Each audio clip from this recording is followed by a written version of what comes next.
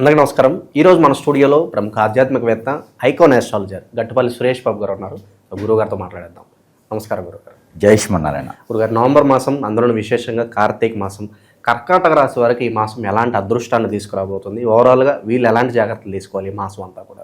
ఖచ్చితంగా ఈ యొక్క 2025 సంవత్సరం ఏర్పడిన తర్వాత మనకి ద్వాదశ రాశుల వారికి అందరికీ కూడా కొంతగా అన్ని రకాల మార్పులు చెందుతూ అన్ని రాశుల వారు కూడా దినదిన అభివృద్ధి అయ్యేలాగా కనిపిస్తున్నారు. అందులోనూ గ్రహాలు కూడా అన్ని సానుకూలంగా మారిపోతున్నాయి.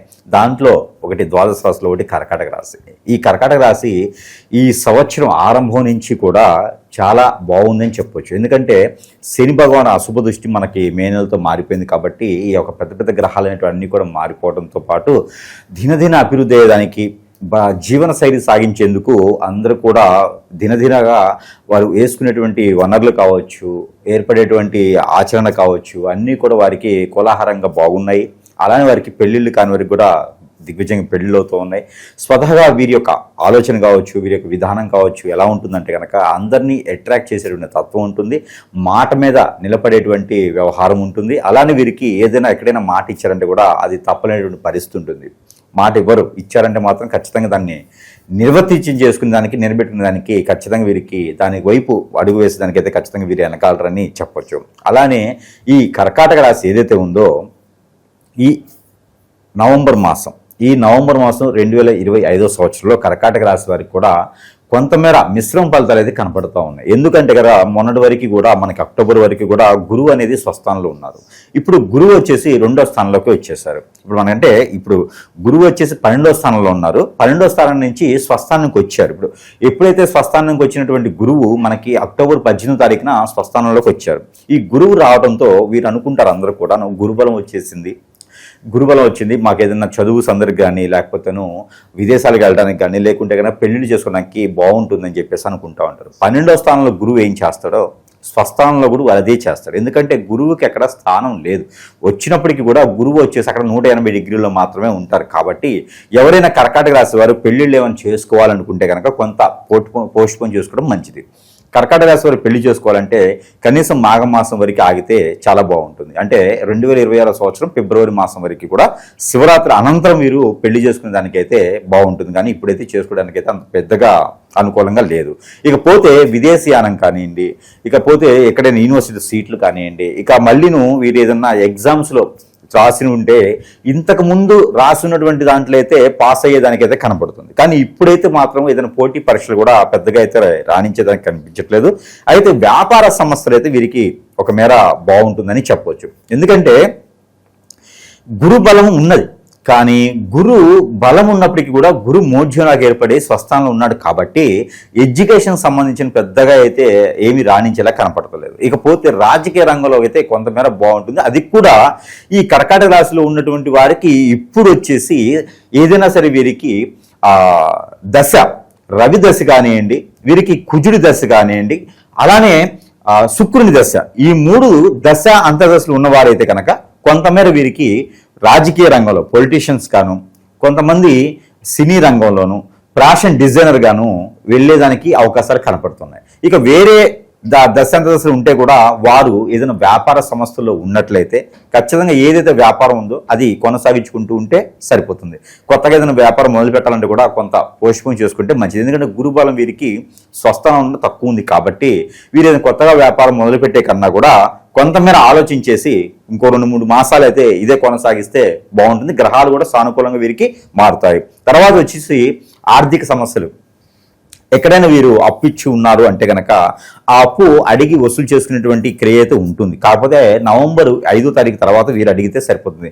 ముందడిగితే మాత్రం ఖచ్చితంగా గొడవలు అయితే ఇట్లా కనిపిస్తుంది. ఇకపోతే ఈ ప్రయాణాలు చేసేవారు కూడా నవంబర్ 15వ తారీఖు తర్వాత అయితే ఓకే, కానీ నవంబర్ 15వ తారీఖు లోపున దూర ప్రయాణాలు ఏమైనా చేయాలంటే కనుక ప్రికాషన్స్ తీసుకొని ఏదైనా ఎవరైనా డ్రైవర్ని పెట్టుకొని వెళ్తే మరీ మంచిది. లేదంటే నలుగురు వెళ్ళేటువంటి బస్సుల్లోనూ ట్రైన్స్లోనూ జర్నీ చేస్తే మంచిదే, కానీ ఇండివిజువల్గా మాత్రము ఒకరిగా జర్నీ చేసేటువంటి విధానం అయితే పెట్టుకోకుండా ఉంటే సరిపోతుంది. ఎందుకంటే గండాలు కూడా వీరికి 15వ తారీఖు లోపు కనిపిస్తామని సానుకూలమైనటువంటి వాతావరణం వీరికి లేదు కాబట్టి. ఎందుకంటే 2వ స్థానంలో వీరికి కేతు ఉన్నాడు, అలానే 3-4వ స్థానంలో వీరికి 4వ స్థానంలో వీరికి శుక్రుడు ఉన్నారు.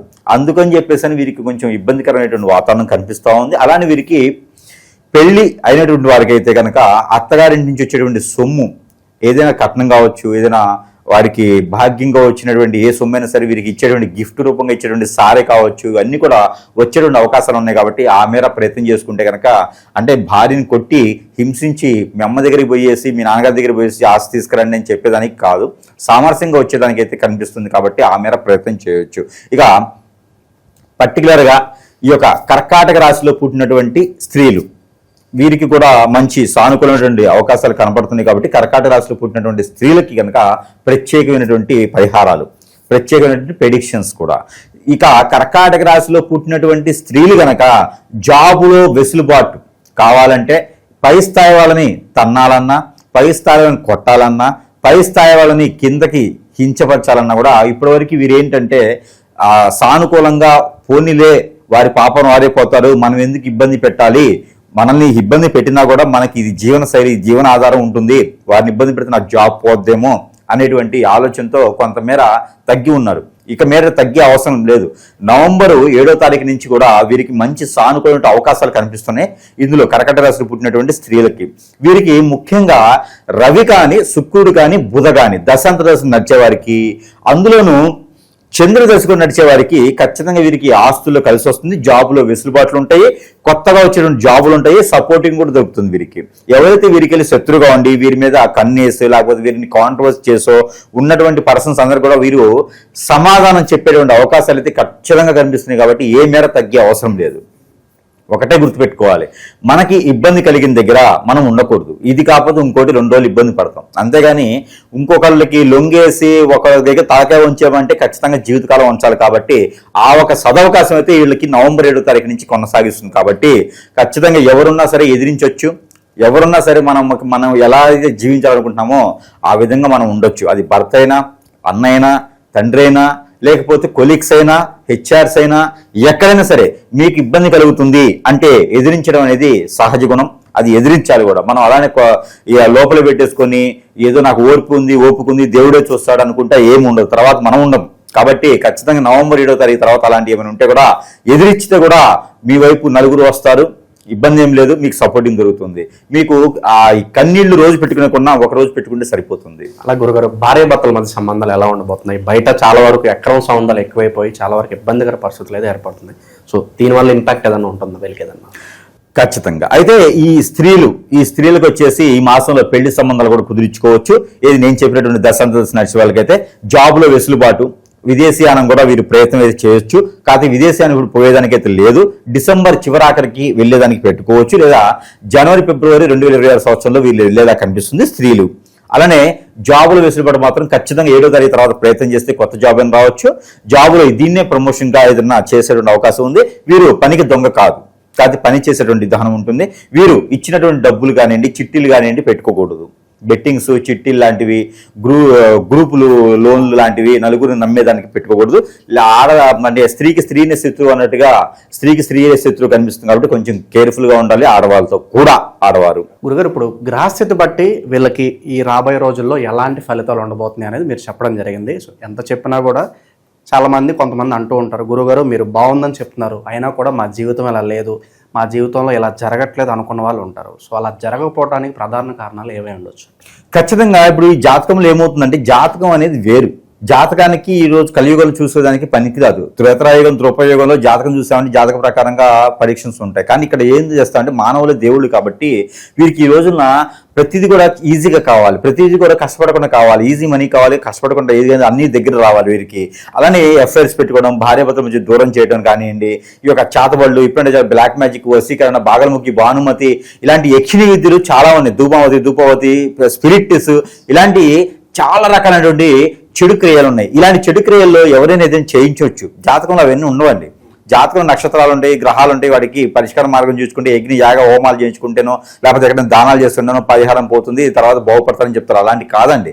మనకి ఏదైనా అనేజీ ఉంది, కట్టుదిట్టంగా ఉంది, మనకి ఏ పని అవ్వట్లేదు, మనకి ఏం చేయాలో అర్థం కావట్లేదు, కనీసం తినాలన్నా కూడా తిండి ఎక్కట్లేదు, ఆకలి అవ్వట్లేదు, మైండ్ బాగలేదు, ఏ పని చేద్దాం ముందుకు వెళ్ళట్లేదు, అందరూ దూరం అవుతున్నారు, ఇలాంటివి ఉంటే అది జాతకాల్లో ఉండవు. ఖచ్చితంగా మన మీద మనం అనుకునేటువంటి వారు మన దగ్గర వారే, మన గురించి తెలిసిన వారే మన మీద నేను చెప్పినటువంటి క్రియలు ఏదో చేయించవచ్చు. అది ప్రతి ఒక్కరు కూడా గమనించుకోవాలి. ఈ రోజును పట్టేసి నాకేదో గురువుగారు చెప్పారు, జాతకం బాగుందన్నాడు, రేపటి రోజున బాగుందంటే అది ఆశ అంతే, కోరిక. అది కాదు. మనకి జాతకం బాగుందనేది, మన టైం బాగాలేదు, ఇవన్నీ కూడా మాట్లాడుకోవడం తప్పితే దేనికి పనికిరావు. కాబట్టి మనకి ఏదో జరుగుతుంది, దాన్ని గమనించుకోవాలి. మనలో ఉన్న సింప్టమ్స్ ఏదో నడుస్తుంది, కష్టపడి తత్వం ఉంటే నువ్వు ఎందుకు బాగుపడలేవు అంటే నీకేదో జరిగిందని అర్థం. ఇవన్నీ కూడా ప్రతి ఒక్కరు గమనించుకోవాలి. మంచివాడు అంటే ఎవరు లేరు. కాబట్టి మనకి ఏం జరుగుతుందని గమనించుకొని ముందుకు అడుగు వేయాలి. కాబట్టి మన జాతకాలు పక్కన పెట్టేయండి, అవి వాడి పని చేసుకుంటే మనకి ఏం జరిగిందో గమనించుకొని ముందుకు వెళ్తే కనుక మనకి నా దగ్గర రానవసరం. సమీపంలో గురువు ఒరిజినల్ ఉంటే చూపించుకోండి. ఇక లేదు గురువు గారు మరి ఇంత చెప్పారు, మరి గుర్తు చేశారు మాకు, మరి మీకే సందర్శిస్తామంటే కనుక ఖచ్చితంగా అందుబాటులో ఉంటాము, మనకి సంప్రదించవచ్చు. అలానే మన దగ్గర అవన్నీ పోయేదానికి వస్తువులు కూడా సమీపంలో మనకి చేస్తాం. కాబట్టి మన వద్ద వారికి చెంతకే చేర్చడానికి ఉంటారు. వారికి ఏ సమస్య వచ్చినా కూడా సంప్రదించవచ్చు. అలానే ఇలాంటి హిప్నాటిజాలు, బ్లాక్ మ్యాజిక్, వశీకరణ లాంటివి దూరంగా ఉండాలి, ఎవరికి చేయించకండి. అలాగే ఏదైనా మీ మీద చేయించి పెడితే కనుక నేను చెప్పినట్టు సిమ్టమ్స్ మీకు ఉంటాయి, అవి జాతకాల్లో ఉండవు, జాతకాలకు సంబంధించింది కాదు. ఒక కామెంట్ పెట్టేస్తారు, గురువు గారు మీరు చెప్పింది నా జాతకంలో లేదు, అసలు ఇటు జాతకం చూపించుకొని ఉండడు. కాబట్టి అవన్నీ కూడా మీరు గమనించుకోవాలి. ఏదైనా వస్తువు మీకోసం ఇస్తే వ్యాపారం చేస్తున్నారా, ఈ కామెంట్స్ కొంచెం మానుకొని ఖచ్చితంగా చేసేదానికైతే మీకోసం చేస్తున్నాను నేను, నా కోసం నేను చేయట్లేదు. అది ప్రతి ఒక్కరు కూడా గమనించుకొని మన వద్దకు వచ్చినా ఎక్కడైనా చూపించుకున్నా కూడా మీకు ముందు బాగుపడేటువంటి లక్షణాలు ఉంటే ఇలాంటివి ఉండదు. ఆ బాగుపడే లక్షణానికి ఏ విధంగా ముందుకు వెళ్ళాలో అలా ముందుకు వెళ్ళాలి. ఇలాంటి చెడు ప్రయోగాలు ఉన్నాయి, గమనించుకోవాలి. గమనించుకొని అవి తీసేసుకున్నట్టయితేనే జాతక ప్రకారంగా ముందుకు వెళ్తాం. చెడు ఉంది, మంచి ఉంది, మంచి రూట్ వెళ్ళండి, బాగుపడండి.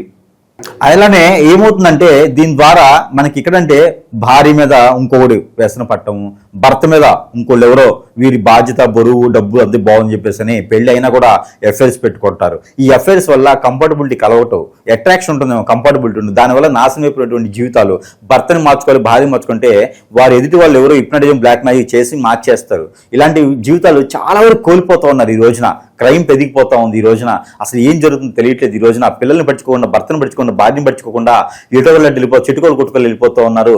ఇవన్నీ సమస్యలు చాలా ఉన్నాయి ప్రపంచంలో. ఇవన్నీ కూడా గమనించుకోవాల్సి వచ్చినటువంటి సందర్భం ఈ రోజు మనకు వచ్చింది. కాబట్టి రాసులు, జాతకాలు, నక్షత్రాలు, గ్రహాలు, స్థితిగతులు, లేకపోతే దశాంత దశలు ఎక్కడికి పోవు, ఇవన్నీ మనకు ఉంటాయి. కానీ మనకి ఏదో జరుగుతుందబ్బా, ఈ జరిగేదాన్ని మాత్రం మనం గమనించుకోవాలి. హాస్పిటల్కి వెళ్తే రాదు, హాస్పిటల్కి వెళ్ళి టెస్ట్ చేయించుకుంటే తెలియట్లేదు, ఎఫ్ఐఆర్స్, ఆర్థికం లేదు, జాబ్ లేదు, బిజినెస్ లేదు, ఏమైపోతున్నారు వీళ్ళంతా, ఏం జరుగుతుంది ఎక్కడంతా.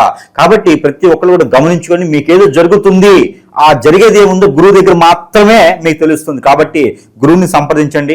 మీకున్నటువంటి సమస్యకి పరిష్కార మార్గాన్ని వెతికితేనే మీరు అనుకున్నటువంటి స్థాయిలో ఆ గోల్కి రీచ్ అవ్వగలుగుతారు. కాబట్టి ఆ విధంగా ప్రయత్నం చేయాల్సింది ప్రతి ఒక్కరు కూడా. దేవుని అనుగ్రహం ఖచ్చితంగా ప్రతి రాశి వారికి కాదు, ప్రతి ఒక్కరికి కూడా అవసరం. వారి యొక్క ఇష్టదైవానికి, కులదైవానికి వారు కొలుచుకున్నటువంటి విధి విధానాలు, వాళ్ళ పెద్దలు పూర్వీకులు చేసినటువంటి విధి విధానాలు చాలా ఉంటాయి. వాటి వలన పాజిటివిటీ ఉంటుంది, మనలో నెగిటివ్ ఉంటే అవి కూడా నెగిటివ్ అయిపోతాయి. కాబట్టి దానితో పాటు మనకి దానికన్నా కూడా మరి కర్కాటక రాశి వారికి మరి ఇన్ని రకంగా ఉన్నాయి. ఎవరైనా గట్టిగా ఉంటారు, దీనమ్మ ఈ జీవితం వద్దు, నాకు మంచిగా వెళ్ళాలి, నేను నీకు ఇది జాలు, నాకు అవసరం లేదని చెప్పేసి వెళ్ళేదానికి నేను జీవితంలో బాగుపడాలి గురువు గారు అని వారికి వారు పశ్చాత్తాపడి వస్తే గనక వారందరికీ కూడా నా వంతుగా నేను పూజ చేసి వస్తువులు కొన్ని అయితే ఇస్తున్నాం. అందరికి మనకి తెలిసిన విషయమే. కాబట్టి ఆ పూజ చేసినటువంటి వస్తువుల వల్ల ఎవరెవరికి ఎంత బాగా జరుగుతుంది అనేది మీకు ఐడియా ఉంది. అందరికీ కూడా మనకి చాలా మంచి రివ్యూస్ వచ్చాయి, వస్తువులు చాలా బాగున్నాయి అని చెప్పి చాలా మంది కూడా చెప్పడం జరిగింది. ఎండ్ ఆఫ్ ద డే సంతోషం గురుగారు, అందరూ బాగుండాలి, అందులో మనం ఉండాలి ఖచ్చితంగా. కాకపోతే చాలా మంది అనుకుంటారు గురువు గారు ఎక్కడ షాప్ పెట్టేశారు, అవి అమ్ముకోవడానికి ఇట్లా వచ్చినట్టున్నాడని. నేను షాప్ పెడితే షాప్ లో కూర్చుంటా, ఇవన్నీ అవసరం లేదు కదా. కాకపోతే ఏంటంటే మన ప్రజలకి ఎక్కడెక్కడో తెలియనటువంటి గురువుల దగ్గరికి వెళ్ళేసి ఈ రోజు దొంగ స్వాములు చాలా అయిపోయినారు. వాళ్ళ దగ్గరికి వెళ్ళేసి లక్షల రూపాయలు వదిలించుకున్నా కూడా పని అవ్వట్లేదు. కార్పొరేట్ హాస్పిటల్ లాగా టెస్ట్లకు ఒక రేటు, ఇక్కడ చూడటానికి ఒక రేటు, చేయి పట్టుకుంటే ఒక రేటు, తల చూస్తే ఒక రేటు, పేరు మార్చితే ఒక రేటు, ఇలా మార్చుకుంటూ పోతే రేట్లు అవుతున్నాయి. కానీ దానివల్ల ప్రతిఫలం కనిపించట్లా. ఎవరు కూడా ఒకటి గమనించుకోవట్లేదు సుమి. ఎట్లా అంటే నీకున్న ప్రాబ్లం సొల్యూషన్ ఎవరు చెప్పరు. ఈ రోజు ఎలా ఉంటుంది, రేపు ఎలా ఉంటుంది, ఎల్లుండి ఎలా ఉంటుంది, దీనివల్ల ప్రయోజనం ఏంటి ఎవరికి మాత్రం? 4 రోజుల తర్వాత నాకు కొత్త బట్టలు వస్తాయి, దానివల్ల ఎవరికి ఉపయోగం? నేను ఇవాళ కష్టపడితే కదా బట్టలు వస్తాయి. నాకు వనరులు సృష్టించబడాలి, అదే కదా జాతకం. జాతకం అంటే అసలు మీనింగ్ ఏంటి?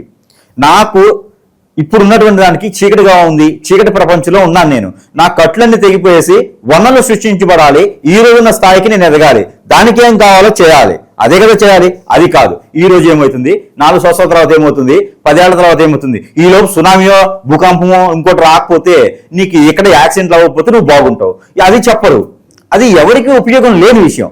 ఈ రోజు ఉన్నాము, రేపటి రోజు ఓపిక ఉంటుందో లేదో, ఓపిక ఉన్న రోజు మనం సంపాదించుకోవాలి, మనకు ఉన్నటువంటి నెగిటివిటీస్ అన్ని కూడా తీర్చేసుకోవాలి. దానికి చేయాలి గురువైనా సరే. గురువులు కూడా చెప్పేటువంటి విధానం మార్చుకోవాలి.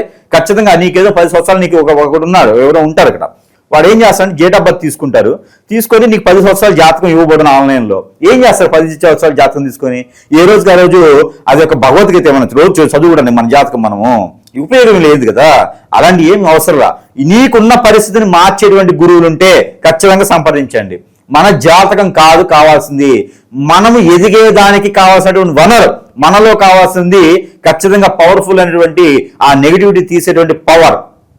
బండి నడవాలన్నా కూడా నువ్వు 10 లక్షలు పెట్టి బండి నడిపించు, దాంట్లో సిఎన్జిఓ పెట్రోలో డీజిలో ఆవుల మెట్టు ఎదురు పోయాలి, అందులో కనీసం నీళ్ళైనా పోయాలి వాడి జాతకం ప్రకారంగా, పోస్తేనే వెళ్తుంది అది, నువ్వు గాలి ఉంటేనే వెళ్తుంది అది. అవేం లేకుండా తాడేసుకు లాగుతుంటే ఎందువరకు లేకపోతావు నువ్వు.